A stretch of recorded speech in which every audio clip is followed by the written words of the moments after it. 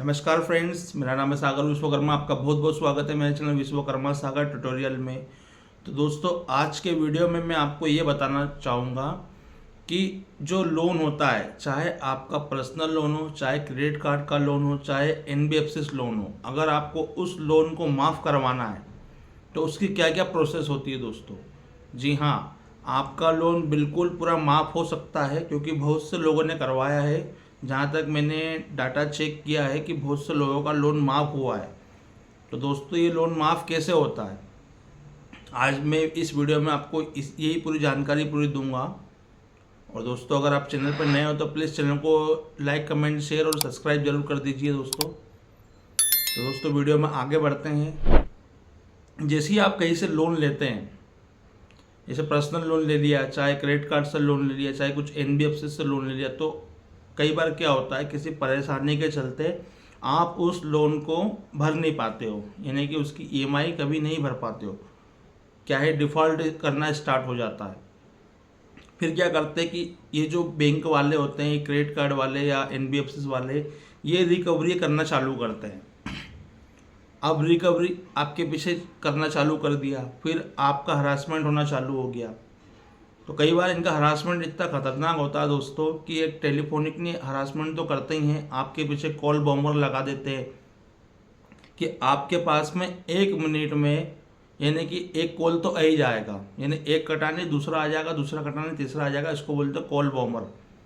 तो आपका जो नंबर होता है, ये सिस्टमेटिक जनरेटेड कॉल में ये इनके सिस्टम पे चढ़ा देते हैं, ताकि आपके पास में सिस्टम से ऑटोमेटिक कॉल आना चालू होती है। फिर जो भी उनका कस्टमर केयर होता है, जो भी उनके बंदे उन्हें बिठा के रखे होते हैं, वो आपसे बात करते हैं।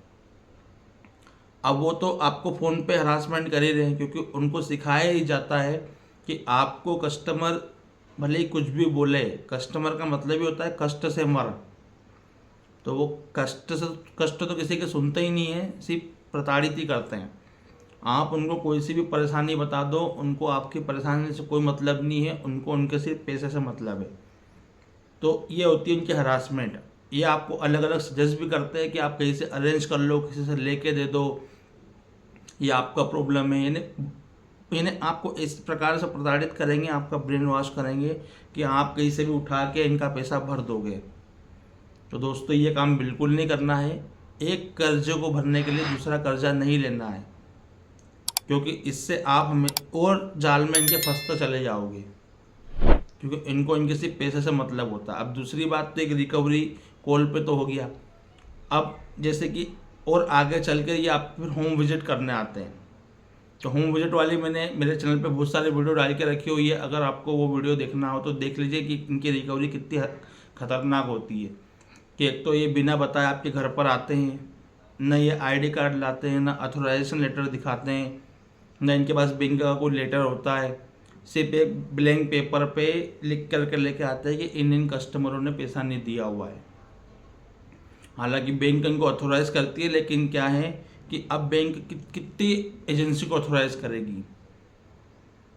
तो बात वही आती है कि कहीं ना कहीं तो ये इलीगल तौर से आपके पास में रिकवरी करती हैं। अब सवाल ये आता है कि इस पर कौन एक्शन लेगा। एक्शन लेता है आरबीआई, एक्शन लेती है बिल्कुल। अगर आरबीआई को आप अगर बताओगे कि आपके साथ में ये हरासमेंट हो रही है, तो आरबीआई बिल्कुल एक्शन लेती है। और आरबीआई ने अगर एक्शन ले लिया तो इनकी बैंक के ऊपर करोड़ों की पेनल्टी लगती है दोस्तों। अभी हाल ही में आरबीएल बैंक के ऊपर 2.27 करोड़ की पेनल्टी लगी है, इन्हीं हरासमेंट को देखते हुए। एक कस्टमर ने कंप्लेन कर दी थी, तो आरबीएल बैंक के ऊपर आरबीआई ने 2.27 करोड़ की पेनल्टी लगाई है। फिर भी वो समझ नहीं पा रही, अभी भी उसकी हरासमेंट वैसे ही है, क्योंकि फ़र्क ही नहीं पड़ता है ना, पैसे ही इतना है। कितनी बार आरबीआई पेनल्टी लगाएगी, कितनी बार ये दे भी देंगे तो भी इनको फ़र्क नहीं पड़ेगा। अगर फ़र्क पड़ता तो इनकी हरासमेंट कुछ चेंज होती, पर नहीं, वही देखने को मिल रहा है। तो दोस्तों, अगर आपको आपका लोन माफ़ करवाना है, जैसे कि मैंने आपको वीडियो में बताया कि आज मैं इस बारे में जानकारी दूंगा, तो आपको आपका लोन माफ़ कराना है तो पहले तो ये जो रिकवरी करते हैं आपको कॉल पर, आपको बार बार कॉल करते हैं, आपको हरासमेंट करते हैं, तो दोस्तों क्या करना है कि अगर ये आपसे गलत बात करते हैं, या आपको ज़्यादा ही हरासमेंट करते हो तो आपको इनकी रिकवरी वाली कॉलों की रिकॉर्डिंग करना है, इन्हें आपको एविडेंस इकट्ठे करना है। कॉल की रिकॉर्डिंग कीजिए आप। अगर आपके घर पर आते हैं, बदतमीजी करते हैं, गली में शोर मचाते हैं, लोगों को आपके बारे में बताते हैं कि इन्होंने बैंक से पैसा लिया हुआ है, पैसा नहीं भर पा रहे हैं, हल्ला गुल्ला करते हैं। अभी मैंने इसके रिसेंटली एक वीडियो डाला हुआ है, उज्जैन का वीडियो है, जिसमें इन्होंने हाथापाई भी करी है। तो ऐसी वीडियो आप वीडियो में कैप्चर कीजिए मोबाइल में, तो ये आपके एविडेंस होते हैं। फिर आप आरबीआई में कंप्लेन कर सकते हैं, इनको ट्वीट कर सकते हैं, और उस बैंक को भी ट्वीट कर सकते हैं जिस बैंक से आपने लोन लिया हुआ है। और आप आपके वकील के थ्रू एक लीगल नोटिस उनको पहुंचा दीजिए। जब आप ये चीज़ कर लेंगे, तीनों चीज़, फिर बैंक आपसे पर्सनल तौर से बात करेगी कि आपको क्या प्रॉब्लम है सर। और फिर जब आपके पास में बैंक जब पूछेगी कि आपको क्या प्रॉब्लम है, आपने इस जगह कंप्लेन किया, आपने लीगल नोटिस पहुंचाया, फिर आप आपका मत रखिए और यूँ बोले कि आपने जिस प्रकार से मेरा हरासमेंट किया, जिस प्रकार से मेरी मान हानि हुई है, उसका चाहिए मुझे कंपनसेशन। तो कंपनसेशन के तौर पर आप आपका लोन माफ़ करवा सकते हैं। आपको कोई टेंशन नहीं रहेगी, क्योंकि बैंक को तो ये करना ही पड़ेगा, क्योंकि अगर बैंक लोन माफ़ नहीं करेगी तो आरबीआई इनको पेनल्टी लगाएगी, जिससे वो बचेंगे। तो आपका लोन माफ़ हो सकता है, और बहुत से लोगों का हुआ भी है।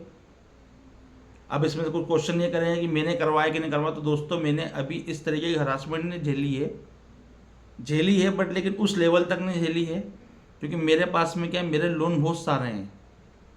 अब मैं किस किस को करूँगा, ये यानी कितने को नोटिस पूछूंगा। एक नोटिस पूछाने का भी मैंने वकील से पूछा था, तो करीबन 2000 रुपये लगते हैं। तो मेरे पास तो करीबन 15-20 बैंक है, तो मैं किस किस को नोटिस पूछूंगा, इतना पैसा भी मेरे पास है नहीं। क्योंकि मुझे मालूम है ये वीडियो देखने के बाद में कुछ लोग कोई पूछेंगे कि आपने पहुँचाया है क्या, तो ऐसा मैंने भी नहीं पहुँचाया है। लेकिन हाँ, आपके लिए डाटा कैलकुलेट कर लिया है, डाटा समझ लिया है मैंने कि इस तरीके से भी लोन माफ़ होता है। तो दोस्तों, ये आप 2-3 चीज़ें करके आपका लोन कर सकते हैं माफ़। आप दूसरी बात है, क्यों नहीं करेंगे, क्योंकि इनकी हरासमेंट ही इस प्रकार की होती है। ये पूरे तो इलीगल काम करते हैं। आपको दिन में एक बार नहीं, करीबन 100 बार तक कॉल लगा देते हैं। उसके बाद में आपके घर पर आकर के आपको एकदम प्रेशर देते हैं, अपमान करते हैं, गाली गुप्ता करते हैं, हाथापाई करते हैं। आपकी कॉन्टेक्ट लिस्ट को भी हैक कर करके ये आपके रिश्तेदारों को, आपके दोस्तों को, रिलेशनशिप वालों को फ़ोन लगाते हैं और डराते धमकाते हैं। यानी मेरे जो रिलेशनशिप वालों को लगाते तो उनको तो डायरेक्ट बोल रहे थे कि हम आपके घर पे वारंट आपका इशू हो गया, आपके घर पे पुलिस आएगी, आपको लेकर के जाइए अगर आप उनका पैसा नहीं दोगे तो, या आप उनको बोलो कि पैसा दे। तो इस प्रकार की हरासमेंट होती है दोस्तों, बहुत झेलना पड़ता है। तभी से ही मैंने मेरा यूट्यूब चैनल चालू किया। बहुत से लोग मुझे बोलते हैं ना कि एक डिफ़ॉल्टर समझा रहा है कि कैसे डिफ़ॉल्ट करें। अभी आज एक नया कमेंट आया था, तो मैंने उनको हालांकि जवाब दे दिया है। तो दोस्तों, ये जो यूट्यूब पे बनाने का जो मैंने जो चैनल बनाया है, ये मैं खुद परेशान होकर के मैंने बनाया है। ऐसा नहीं है कि मुझे मज़ा आ रहा है कि मैं समझा रहा हूँ लोगों को, ऐसा नहीं है। मैंने खुद हरासमेंट झेली है, मैं खुद इतना परेशान हो गया था, मेंटल प्रेशर में आ गया था मैं कि यार किस तरीके से मैं इनसे बचूं। तो मैं दूसरों के वीडियो देखता था, तो मुझे ऐसा लगा कि यार वाकई मैं भी कर सकता हूँ ये, मैं भी जिनकी जो प्रताड़ना है ये मैं यूट्यूब पर लाकर बता सकता हूँ। तो दोस्तों, मेरा चैनल बनाने का तात्पर्य यही था, ताकि और लोगों को इन वीडियो के द्वारा लाभ मिले और उन्हें यानी कि टेंशन ना रहे। यानी कि बहुत से लोग गलत कदम उठा लेते, तो वो गलत कदम उठाने से बचे। मेरा मोटो दोस्तों सिर्फ यही है, और बाकी कुछ भी नहीं। बाकी लोग बाग कमेंट्स करते हैं, बोले कि यार डिफ़ॉल्टर ही लोगों को डिफ़ॉल्ट करना सिखा रहा है, अजीब मूर्खता है, बेशर्मी है। तो दोस्तों, मुझे कोई प्रॉब्लम नहीं है, हाँ कुछ भी बोलो, लेकिन क्या है कि जो मेरा मेन मोटो है, मेरे को वो करना ही है। मैंने तो ये सोच लिया, जब तक मेरा जीवन रहेगा मैं लोगों को समझाते ही रहूँगा। बस आप लोगों का प्यार चाहिए। तो दोस्तों, आपको ये वीडियो कैसी लगी? अगर वीडियो अच्छी लगी हो तो प्लीज़ चैनल को लाइक, कमेंट, शेयर जरूर कीजिए, और ऐसे ही वीडियो देखने के लिए मेरे चैनल को सब्सक्राइब कर लीजिए। जय हिंद, जय भारत।